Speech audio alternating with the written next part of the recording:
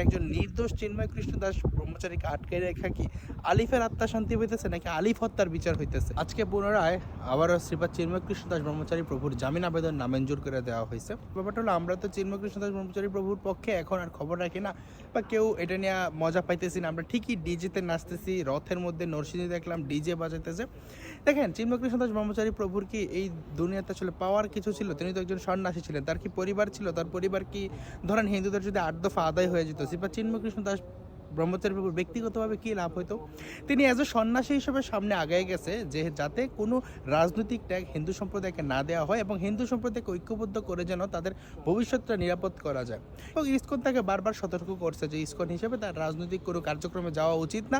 ISKCON হয়তো সংহতি প্রকাশ করছিল হিন্দুদের সাথে আন্দোলনে, বাট তারা তো কোনো রাজনৈতিক আন্দোলনে যাবে না। এর মধ্যে চিন্ময় কৃষ্ণ দাস ব্রহ্মচারীর সাথে যে সকল কিছু চাটুকার ছিল, যারা এখন কয়েকদিন না যেতে যেতে রথ আলাদা করে ফেলে, সমাজকে বিভক্ত করে ফেলে তারা, এবং দেখা যায় যে কিছু ক্ষেত্রে যারা দালাল চাটুকার ছিল, কিছু রাজনৈতিক দলের, ওরা মিলা আসলে এই ব্লান্ডারটা করছে। এখন আমরা তো জাস্ট ন্যায় বিচারটা চাইতেছি, যেখানে শ্রীপাদ চিন্ময় কৃষ্ণ দাস ব্রহ্মচারী প্রভু আলিফ হত্যাকাণ্ডের সময়ে প্রিজন ব্যানে ছিল, সেই ক্ষেত্রে তিনি কিভাবে সেই হত্যার আসামি হয়? আপনি দেখেন যে প্রথমে কিন্তু চিন্ময় কৃষ্ণ দাস ব্রহ্মচারী প্রভু কোনো মামলার এজাহারে, কোনো মামলার আসামিতে তালিকায় ছিল না। যেটা আলিফের বাবা করছে সেটাতেও ছিল না, এবং তদন্তকারীরা যারা করছে তাদের কোনো অভিযুক্ত হিসেবে ছিল না। যখন শ্রীপাদ চিন্ময় কৃষ্ণ দাস ব্রহ্মচারী প্রভু তার বিরুদ্ধে আনা মিথ্যা রাষ্ট্রদ্রোহিতার মামলায় জামিন পায়, পরদিনই তাকে শোন অ্যারেস্ট দেখানো হয় 4টা মামলায়। তো আমরা তো চাইতেছি যে হ্যাঁ, আলিফের হত্যাকাণ্ডের যথাযথ বিচার হোক, কিন্তু এই যে দেখেন একজন নির্দোষ চিন্ময় কৃষ্ণ দাস ব্রহ্মচারীকে আটকে রেখা কি আলিফের আত্মা শান্তি হইতেছে নাকি আলিফ হত্যার বিচার হইতেছে? চিন্ময় কৃষ্ণ দাস ব্রহ্মচারী প্রভু বক্তব্য দিয়েছে সেই লালদিঘি ময়দানের মাঠ থেকে 1 কিলোমিটার দূরে সে নিউ মার্কেট প্রাঙ্গণে কে গেরুয়া পতাকা লাগাইছে এক স্ট্যান্ডে, পাশের স্ট্যান্ডে বাংলাদেশের পতাকা, সেটা ভিডিও তো দেখা যেতেছে কারা লাগাইছে। সেইটার প্রেক্ষিতে চিন্ময় কৃষ্ণ দাস ব্রহ্মচারী প্রভুকে, তিনি যদি জাতীয় পতাকা অবমাননা করে থাকে তার মামলা হবে কেন? জাতীয় পতাকা অবমাননা, কিন্তু তাকে রাষ্ট্রদ্রোহের মামলায় আটক করা হয়েছে। কতটা এটা লজ্জাজনক। রাষ্ট্রদ্রোহের মামলা করতে কিন্তু স্বরাষ্ট্র মন্ত্রণালয় থেকে পারমিশন লাগে, কিন্তু সেটা পারমিশন ছাড়াই হয়ে গেছে।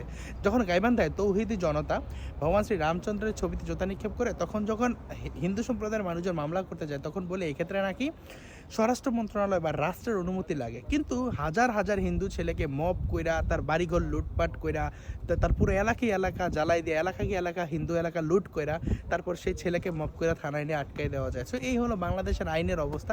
আমরা আইনের প্রতি শ্রদ্ধা রাখতে চাই, কিন্তু আইন যখন বাংলাদেশের হিন্দুদের প্রতি এই ধরনের বিমাতাসুলভ আচরণ করে, তাহলে হিন্দু সম্প্রদায়ের মানুষের যাওয়ার জায়গা কোথায়? আমি জাস্ট এটা বলি যে রক্তাক্ত শারদের মন্দির বাঁচাইতে গিয়ে যে যতন সাহা, মানিক সাহা, দিলীপ রায়, প্রান্ত সাহাকে যে কুপায়া মন্দিরে ঢুকে কাইটা ফেলা হইলো, আপনি কয়টা মণ্ডপে দেখেন যে তাদের ছবি আছে? কিন্তু আপনি দেখবেন বাংলাদেশে ফিলিস্তিনে কি হইতেছে সেটা নিয়ে থিম হয়েছে। এই হলো বাঙালি হিন্দুর অবস্থা। বাংলাদেশের হিন্দু সম্প্রদায়ের মানুষজন আজীবন শ্রীপাদ চিন্ময় কৃষ্ণ দাস ব্রহ্মচারী প্রভুর কাছে তার এই বলিদানের জন্য কৃতজ্ঞ থাকবে। সাইফুল ইসলাম আলিফের হত্যাকাণ্ডটাকে হিন্দু বিদ্বেষী গোষ্ঠীরা নানানভাবে এটা যে একটা সাম্প্রদায়িক আক্রমণ সেটা বোঝানোর চেষ্টা করছে, কিন্তু সেখানে দেখা গেল যে শরীফ নামের একজন আসামিকে গ্রেফতার করা হয়েছে যে মুসলিম। তাহলে কি পর্দা ফাঁস হয়ে গেল না? শ্রীপাদ চিন্ময় কৃষ্ণ দাস ব্রহ্মচারীর মতো একজন নিরপরাধ মানুষকে আটকে রেখা একটা নোংরা রাজনীতি চরিতার্থ হইতে দেওয়া কি আলিফের বিচারের মুখে অন্তরায় না?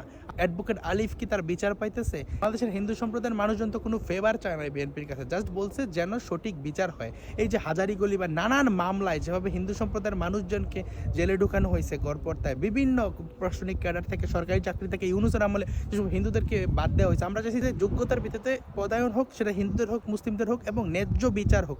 একজন কাস্টডিতে থাকা, প্রিজন ভ্যানে থাকা একজনকে যখন একজন খুনের আসামি করে দেওয়া হয়, যখন সে পূর্বের মামলায় জামিন পায়, তখন তো সেটা কি সন্দেহজনক না?